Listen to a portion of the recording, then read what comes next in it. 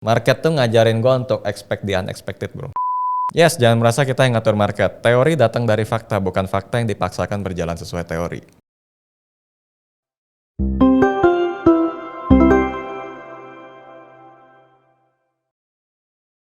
Halo Sobat Fans, apa kabar? Semoga semua sehat dan tentunya Porto terus meningkat ya. Kembali bersama saya Gentur, hari ini kita mau belajar lagi nih bareng seorang penulis buku investasi dan trading saham. Dia juga mentor komunitas saham dan founder dari WH Project. Langsung aja, welcome bro, William Hartanto. Halo bro, Halo. apa kabar? Sehat bro, jasmani rohani equity, mantap bro. Keren, sip. Lagi sibuk apa nih bro? Ya trading aja sih untuk sekarang. Trading aja? Iya. WH Project gimana? Lancar? Lancar. Komunitas nambah terus dong? Nambah, makin banyak exposure juga. Sekarang kita bantu jawab juga sebagai narasumber di media juga. Buat gitu. kasih insight market gitu. Aktif mengedukasi masih pasar modal jalan. Indonesia. Yes. Mantap, keren bro. Thank you. Sip semua, yang penting sehat. Porto numbuh ya bro tentunya. Harus itu. Harus itu. Iya. Tujuan kita investasi atau trading, Porto yang penting numbuh. Betul. Oke. Bro, langsung aja ya. Oke. Teknik screening saham yang lo pakai untuk menghasilkan profit konsisten itu apa sih bro? Oh, gua screening itu kombinasi dari bandarmologi dengan teknikal, bro. Jadi kalaupun secara teknikal sahamnya bagus, gua pastiin bahwa dari sisi aspek bandarmologi itu ada yang namanya akumulasi supaya meningkatkan akurasi daripada trading yang gua jalanin di saham itu.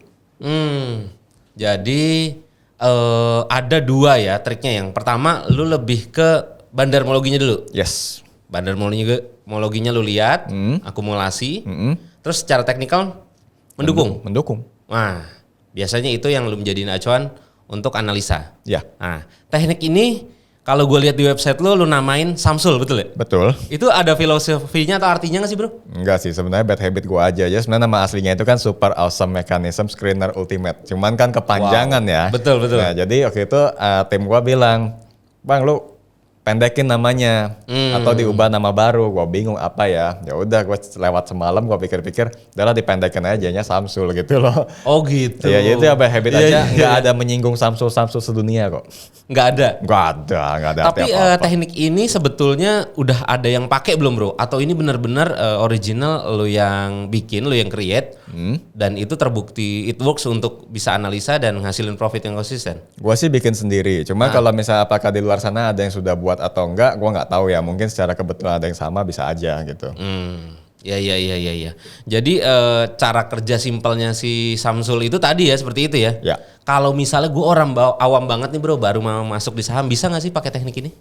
Ya bisa, tapi pasti bingung ya karena apalagi belajar bandarmologi itu kan sesuatu yang mungkin bukan edukasi formal. Rata-rata analisa saham itu kan kalau nggak fundamental ya teknikal. Sekarang muncul lagi soal bandarmologi nih, seolah-olah kayak di saham itu ada perbandarannya. Sebenarnya sih enggak, tapi lebih kepada melihat akumulasi dan distribusi itu mungkin hal yang baru buat orang-orang tertentu ya. Jadi bisa aja terkesan susah, tapi dalam prakteknya gue yakin ini mudah sih.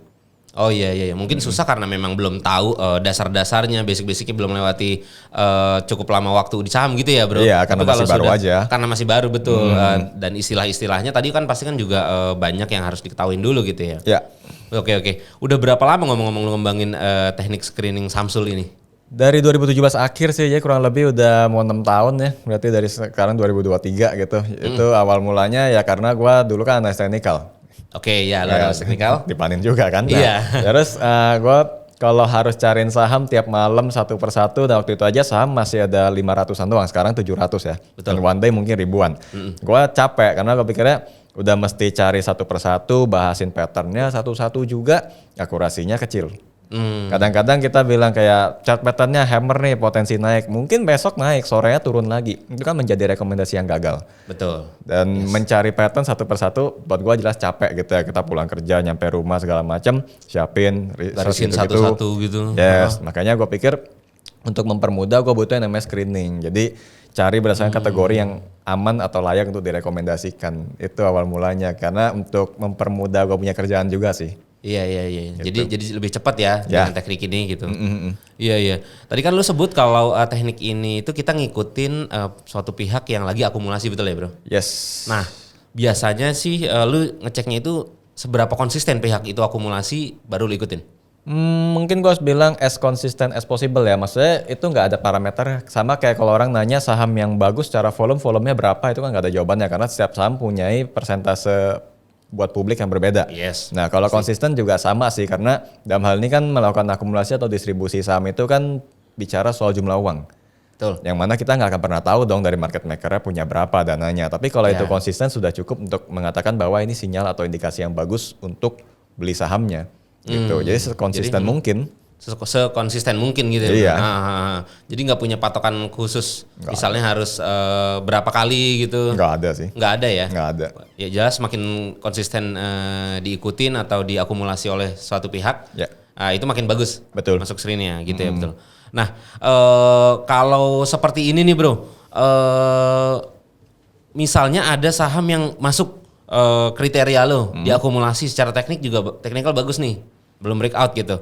Tapi secara valuasi udah nggak murah bro. Itu gimana menurut lo? Tetap sikat nggak? Sikat dong. Tetap. Tetap. Jadi gini, mau value ataupun resisten itu kan batasan yang kita buat sendiri. Di gambar atau di grafik ataupun di perhitungan kita sendiri. Ya, Dan betul. menurut kita mungkin resistannya udah begini, harusnya sebagai target atau secara valuasi mahal. Tapi kita juga tahu di Indonesia tuh saham tuh banyak yang over value tetap naik. Ya. Ya, jadi gua mengartikan bahwa selama memang akumulasinya atau pembeliannya masih kuat, batasan-batasan itu nggak perlu ada. Batasannya bukan di situ. Gitu loh. Oke. Kayak kalau gue biasa ajarin orang gini, dalam bandarmologi kalau akumulasi terjadi di resisten berarti resistennya bukan di situ. Bukan di situ. Bisa ada lebih tinggi lagi. Gitu. Jadi dalam hal ini kalau misalnya over value tapi masuk kriteria gue sikat gak? Sikat aja sih. Cuma biasanya kalau biar lebih aman gue cek lagi secara teknikal ya. Apakah Ya. memang ini harga yang ketinggian atau enggak buat gue beli. Gitu. Oke, berarti bisa dibilang sama sekali nggak ngeliat valuasi ya? Enggak. Sama sekali nggak lihat. Iya. Oke. Nah, kalau udah dapet dari hasil screening yang tadi, cara entry-nya gimana nih bro? Adakah porsi ideal atau misal lu bagi dulu berapa persen gitu atau langsung all in aja? Wah, good question nih. Oke, soal strategi belinya, gua tuh biasanya ngelihat ke teknikal juga. Karena biasanya saham yang diakumulasi itu secara teknikal akan mengalami fase konsolidasi, bro. Jadi dia bergerak di satu rentang harga yang sama dulu. Ya. Berarti gua tahu nih akumulasinya di harga berapa.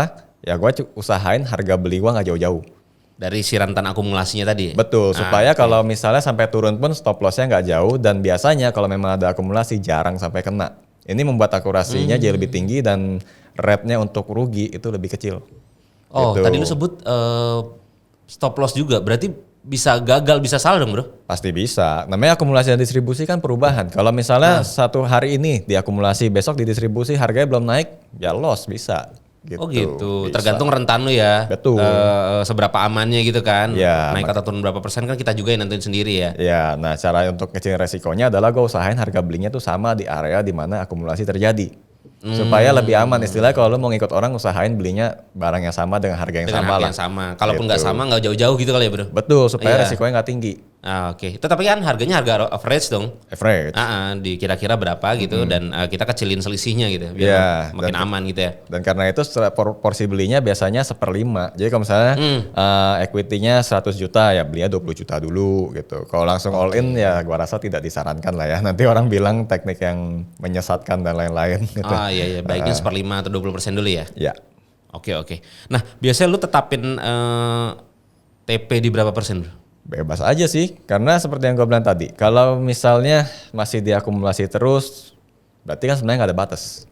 Ya. Jadi as high as possible aja. Kecuali sudah mulai terjadi yang namanya distribusi alias penjualan. Kalau Penjualan, tadi ya. akumulasi kan dibeli, Yep. distribusi Kumpulin dibuang. barang. Nah, kalau udah dibuang, itu gue anggap udah batasnya, udah waktu itu jual. Iya. Gitu. Nah, cara tahu udah distribusinya gimana bro? Kan bisa kelihatan, mau dilihat dari broker summary bisa, kalau dari teknikal akan terbentuk resisten. Kalau gua dalam hal ini screennya akan kelihatan bahwa udah distribusi gitu. Pokoknya grafiknya udah banyak yang ke bawah gitu gak sih bro? Turun ke Atau- bawah buangan gitu jual. Bisa atau balas lagi naik mulai mendatar di satu harga. Berarti Biasanya resisten gitu ya terbentuk. ciri-cirinya Ya, itu ada distribusi. Dan biasanya yang buang broker itu aja gitu ya bro? Bisa. Bisa ya seperti Ya. itu ya, bisa. Oke. Sedangkan untuk stop lossnya lu tetapin berapa persen? Stop loss gua sih berhubung gua dari dulu sudah ngerasain bursa yang ARB simetris ya. Jadi gua sih sampai dengan 20% pun masih siap aja sih untuk skip, tapi melewati itu gua lepas. 20%? Iya. Oh lumayan juga ya. Ya apalagi kalau misalnya belinya masih nyicil-nyicil kan nggak terlalu sakit istilahnya kan. Iya, fresh down ya? Iya. Oke. Kalau untuk rentan waktu sendiri, ada nggak bro patokan khusus dari teknik ini? Enggak, tapi pasti lama. Karena namanya fase akumulasi itu kita nggak pernah tahu dana yang dimiliki dari pihak yang akumulasi itu ada berapa. Yes. Ya misalnya kalau si market maker sanggup beli 1 juta lot, Ya. tapi dia belinya per hari cuma 1.000 lot, berarti kan nunggunya 1 juta bagi 1.000 ya 1.000 hari istilahnya gitu kan. Iya, Jadi untuk rentang waktu sih gua ikutin dengan market aja. Kalau misalnya cepat mau naik ya alhamdulillah, tapi kalau harus nunggu gua nunggu aja nggak apa-apa gitu. Oke. Berarti dari waktu nggak ada patokan khusus juga ya? Nggak ada. Nggak ada. Oke. Bro, boleh dong spill ke kita semua di sini. Saham apa yang bisa kasih lo cuan gede dengan teknik ini? Yang tahun ini? Boleh lah tahun ini aja. Iyalah ya, nggak usah jauh-jauh lah ya. Tahun ini gua ada di saham ASPI, itu naiknya udah 4 kali lipat dari awal tahun. Ya, tapi itu yang paling indahnya. Tapi kalau yang biasa aja, yang dekat-dekat di bulan ini, itu ada saham PGO sekitar dapat 30-an% lah. Gitu. PGO. Jadi secara rentang 30% persentasenya sih variatif ya. Kadang di bawah 100%, kadang bisa ratusan persen. Oke. PGO masih hold nih harusnya. PGO enggak udah lepas. Oh udah lepas. Oke. Bro, lu dapat return berarti tadi sekitar ada yang bisa sampai 400% ya? Bisa. Sampai yang tadi ini PGO terakhir 30%. Sekarang kalau lossnya? Lossnya? Ya seperti yang gue bilang, gue batasin sekitar 20-an%. 20-an% Iya. Oke. Nah, waktu masuk terakhir di kayak PGO itu menurut lu valuasinya gimana? Gue nggak tahu. Tetap lu lihat nggak? Gue nggak tahu soal gituan. Enggak ya, Even pokoknya news kalau aja tengok aja. gue news aja gue nggak pernah tahu. Atau tapi mungkin rumor? Nggak tahu juga. Sedang berjalan geothermal? Itu kan setelah sahamnya naik baru rame. Biasanya segitu. Iya, pas lagi belum rame kan nggak ada beritanya. Gue belinya pas lagi di situ, jadi gue nggak tahu apa-apa. Cara beli yang tepat. Sebelum rame kita cicil-cicil dikit-dikit. Ya bisa bilang tepat, bisa bilang enggak lah. Buat sebagian orang tuh lambat. Lelet ya kan. Beli pas lagi nggak rame buat apa, nunggu di sebelah apa depan mata running rate banyak yang naik gitu kan. Buat orang tertentu ini metode yang nggak cocok. Tapi kalau buat gue ya metode ini mendukung gue untuk beli dapetin best price lah istilahnya. Pas udah naik orang beli ya udah gue yang buang-buangin aja, namanya juga udah dikasih profit gitu kan. Iya dong. Ya kalau news kan nanti akan datang belakangan. Oh iya. Pasti deh. Kalau gue mau belajar tentang akumulasi yang konsisten, baiknya di mana bro? Nah ini gue bawa barangnya. Wes. Buku gua yang judulnya Bandarmologi versus Technical. Jadi ini ada apa di balik candlestick basically. Buku baru lu nih ya? Bukan. Ini buku gua yang keempat termasuk yang sering bestseller sih. Udah cetakan kalau nggak salah tembus 8 kali cetak ulang ya. Ini mendukung kita untuk belajar teknikal dikombinasikan dengan bandarmologi. Jadi melihat di balik candlesticknya itu ada akumulasinya atau enggak. Semakin konsisten semakin bagus. Oke, kenapa gua harus belajar dari buku ini? Ya karena belum banyak yang ngajarin. Baru lu aja? Gue nggak tahu apakah gue satu-satunya atau enggak, tapi waktu itu pada zamannya memang banyak yang suka buku ini sih. Karena biasanya kalau dari judulnya kan seolah-olah ngajak berantem nih, bandarmologi versus technical. Iya. Sorry itu saya enggak. Ini adalah kombinasinya. Bagaimana kita kombinasikan kedua ini. Sedangkan waktu sekitar tahun 2020 atau 2021 rame tuh orang malah ngaduin kedua metode ini. Kalau lu malah nggak ngaduin ini ternyata Enggak. ya. Sebenarnya kalau dibilang kombinasikan dari dua teknik ini. Iya, karena kedua teknik ini kalau mau dijalankan terpisah bisa, tapi kalau digabungkan jauh lebih bagus. Oke. Dan gua yang sudah buktiin sendiri. Makanya gua pikir biar orang tahu daripada cuma berantem, gua tulis aja bukunya. Keren. Gitu. Thank you. Silakan buat lo kalau mau belajar. Siap, thank you. Ntar juga kita bagiin ke teman-teman sahabat Pans. Kita adain kuis, memberi hadiah buku dari Bro William Hartanto. Bro, buku lu berarti total berapa? Total yang gue tulis ada 6. Yang ke-6 itu judulnya Stock Trader Starter Kit. Itu baru terbit tanggal 30 Agustus kemarin. Congratulations. Thank you. Kalau berarti bisa dibilang kalau gue mau belajar baiknya langsung ke yang saham ini, ke buku ini aja boleh? Boleh. Nggak berseri dan nggak berkelanjutan? Enggak. Kalaupun ada buku gue yang sifatnya berkelanjutan itu yang kedua, yang judulnya Data of Bandarmologi sama yang ini. Karena sebenarnya ini harusnya kan Data of Bandarmologi 2. Cuman gue bikin kesalahan waktu penerbitan itu jaraknya terlalu jauh. Jadi kata penerbit judulnya mesti beda. Oh gitu. Basically ini sambungannya dari buku gue yang Data of Bandarmologi. Iya. Gitu. Tapi sisanya enggak serial, jadi baca terpisah enggak masalah. Siap. Nanti gue baca nih habis ini langsung. Siap. Bro, nah kalau bisa dibilang lu kan cukup lama di market ya? Ada 10 tahun 10 ada. tahun lebih ya? Tahun depan sih 11 malah. 11 tahun? Iya. Nah lu udah banyak makan asam garam, udah ngelewatin cukup banyak fase market kan? Ya. boleh dong ceritain ke kita semua pengalaman lo yang bisa dijadiin salah satu guide atau panduan kepada investor pemula. Pengalaman ya, oke. Market tuh ngajarin gue untuk expect the unexpected bro. Jadi kita jangan merasa belajar terlalu banyak, tahu terlalu banyak, lalu merasa market sudah bergerak sesuai dengan apa yang kita pikirkan. Jangan pernah merasa gitu? Yes, jangan merasa kita yang ngatur market. Teori datang dari fakta, bukan fakta yang dipaksakan berjalan sesuai teori. Jadi di market itu bawaannya harus optimis, itu bagus ya. It's good buat kita kalau kita beli saham ada optimisme bahwa sahamnya akan menguat, itu bagus. Tapi harus selalu realistis. Dan harus selalu realistis ya. Dan nggak gerasa gerusu. Jadi kalau misalnya orang saham yang kita mau beli, orang-orang sudah notice rame langsung naik, gak usah nguber karena pasti ada momen koreksinya. Tinggal kita pasti apakah kita masih mau atau tidak. Dan kalau memang loss ya udah terima aja. Namanya juga trading kan, orang dagang kayak bisnis, kadang-kadang laba, kadang-kadang rugi juga kan. Betul. Jadi di market tuh ngajarin gue untuk lebih luas aja dengan kondisi. Yang penting realistis aja, jangan terlalu apa sih istilahnya. Ekspektasi too much ya bro? Ya, expecting too much itu salah banget di market menurut gue ya. Salah banget. Oke, dalam kondisi kayak gini kan menurut gua pribadi cukup sulit ya untuk bertahan di market ya bro. Kita juga banyak tahu teman-teman yang loss, kalah di saham gitu. Nah lo ada nggak tips khusus untuk bisa bertahan di market di kondisi yang seperti ini? Oke, karena menyambung dengan topik kita nih, metode gua kan termasuknya lambat ya. Salah satu cara survive-nya adalah jangan pakai uang dapur bro. Jangan pakai uang dapur, apalagi uang panas. Iya, uang dapur, uang panas maksud gue gitu. Jadi momen-momennya di mana uang itu lu kapan aja bisa butuh, jangan dipakai. Karena di market tuh ya seperti yang gue bilang, tidak bisa kita atur. Jadi kalau misalnya habis beli saham lu ngarepnya 5 menit kemudian naik atau 5 minggu baru naik, mungkin analisa lu tuh tepat, sahamnya bener naik. Cuman lu dipaksa untuk nunggu, tinggal lu siap nunggu atau tidak. Salah satu penentunya adalah nggak boleh pakai uang dapur. Gitu, itu yang bisa bikin orang survive. Kalau uangnya kapan aja harus ditarik, ya cepat cut loss dong, buru-buru cairin. Belum sempat naik jual rugi.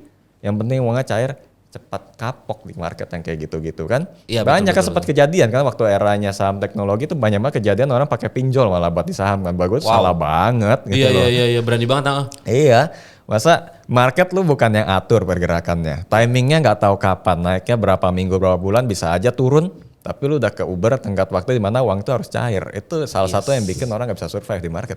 Betul. Dan sepengalaman gue tambahin bro, di market itu selain kita pakai uang dingin, jangan pakai uang dapur, apalagi uang panas. Itu juga kita harus benerin literasi keuangan kita dulu ya bro. Pastinya. Kalau kita udah bener, udah rapi, saham itu sebagian dari literasi keuangan kita gitu. Jadi kita bisa ngaturnya sehingga kita sifatnya nabung atau investasi gitu. Karena emang uangnya nggak kita tungguin, nggak kita harapin, ya udah kita bisa belajar pakai analisa yang ini, yang itu gitu kan bro. Dan terutama bisa pakai analisa yang tadi nih, yang low gitu, karena sifatnya lambat dan harus sabar gitu ya bro. Iya. Belajar yang banyak gak masalah, mau nanti lu belajar dari sini, belajar tempat lain, ataupun dari kameramen kita mau belajar juga, it's okay. Belajar yang banyak, backtest terus sampai dapat yang cocok dengan style sendiri dan yang nyaman tentunya. Terusin. Itulah jalan suksesnya di market. Mantap sekali. Sahabat Pans, kita sudah banyak nih belajar dan diskusi tentang teknik screening dari Bro William Hartanto. Tadi Bro William juga udah share tips bertahan di market dan bagaimana cara mulainya gitu. Nah, Bro, boleh dong kasih sedikit pandangan lu. Kita kan mau ngadepin tahun politik ya, tahun depan di pemilu 2024. Ya tahun depannya. Dan ada nggak lu punya kisi-kisi atau pandangan tersendiri gitu di tahun politik atau mungkin belajar dari pengalaman yang sudah lu alami? Tahun depan karena presidennya kan udah ganti. Tentu. Iya kan, jadi kan banyak ketidakpastian nih. Maksudnya apakah yang sudah dijalankan yang presiden sebelumnya akan dilanjutkan atau berubah, itu kan jadi mendatangkan unsur ketidakpastian pasar market. That's why kalau lihat dari kondisi itu, menurut gua 2024 itu tahunnya buat trading. Karena di mana ada ketidakpastian, di situ ada peningkatan volatilitas, di situ saham-saham buat trading lebih gampang. Jadi ekspektasinya sih kalau untuk IHSG naiknya terbatas ya, kalau masalahnya di volatilitas. Ya terbatas. Dan ya jadi menguntungkan untuk trading aja sih yang menurut gua ya. Iya. Pastinya tentunya kalau tadi trading pakai uang dingin juga pasti lebih nyaman ya bro. Pastinya. Gitu, kita jadi nggak buru-buru, nggak nunggu hasilnya cepat gitu kan. Dan kita sambil belajar backtest, terus analisa pakai metode yang nyaman buat kita gitu kan. Ya, sip, mantap. Oke sahabat Pan, seru banget ya kita belajar langsung dari expertnya. Jangan lupa tonton terus podcast online stock trading. Subscribe dan nyalain loncengnya untuk dapat notifikasi video terbaru dari kami. Buat teman-teman yang mau join di Panin Sekuritas, nanti klik aja link yang ada di kolom deskripsi. Saya Gentur dan Bro William Hartanto pamit. Bro, thank you banget. Sukses buat Porto dan buku baru lo. Thank you bro. Ya.